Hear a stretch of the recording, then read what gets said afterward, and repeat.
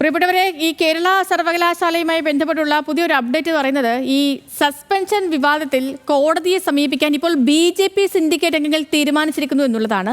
നിയമോപദേശത്തിന്റെയൊക്കെ അടിസ്ഥാനത്തിലായിരിക്കും ഇനിയിപ്പോൾ ഇതിലൊരു നീക്കം നടത്തുക. രജിസ്ട്രാറുടെ നിയമവിരുദ്ധ നടപടികളും സർവകലാശാലയിലെ ക്രമസമാധാന പ്രശ്നങ്ങളും ചൂണ്ടിക്കാട്ടിയായിരിക്കും കോടതിയെ സമീപിക്കുക. ഹാൻസ് ജോണുണ്ട് വിവരങ്ങളുമായിട്ട്. ഹാൻസ്, 2 രജിസ്ട്രാർമാർ ആരാണ് ഔദ്യോഗികമെന്നറിയാതെ ഒരു പ്രതിസന്ധി ഘട്ടത്തിൽ നിൽക്കുകയാണ് കേരള സർവകലാശാല നിലവിൽ. എന്താണ് BJP നീക്കം?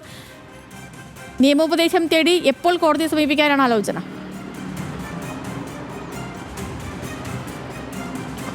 സേതു, ഈ വിഷയത്തിൽ ആര് ആദ്യം കോടതിയെ സമീപിക്കുമെന്നുള്ളൊരു ചോദ്യം നിലനിൽക്കുന്നുണ്ടായിരുന്നു. പക്ഷേ ആ ചോദ്യത്തിന് ഏകദേശം ഉത്തരം ലഭിച്ചു എന്ന് വേണം നമ്മൾ മനസ്സിലാക്കാനായിട്ട്. BJP സിൻഡിക്കേറ്റ് അംഗങ്ങൾ കോടതിയെ സമീപിക്കാൻ ഒരുങ്ങുന്നു എന്ന വിവരമാണ് നമുക്ക് ലഭിക്കുന്നത്. ഇതുമായി ബന്ധപ്പെട്ടുള്ള നിയമോപദേശം കഴിഞ്ഞ ദിവസവും ഇന്നും അവർ തേടിയിട്ടുണ്ട്. ഇന്ന് വൈകിട്ടോടുകൂടി നിയമോപദേശത്തിൻ്റെ അടിസ്ഥാനത്തിൽ ഇന്ന് വൈകിട്ടോടുകൂടി കോടതിയെ സമീപിക്കാനാണ് BJP സിൻഡിക്കേറ്റ് അംഗങ്ങളായിട്ടുള്ള PS ഗോപകുമാറിൻ്റെയും ഡോക്ടർ വിനോദ് കുമാറിൻ്റെയും തീരുമാനം.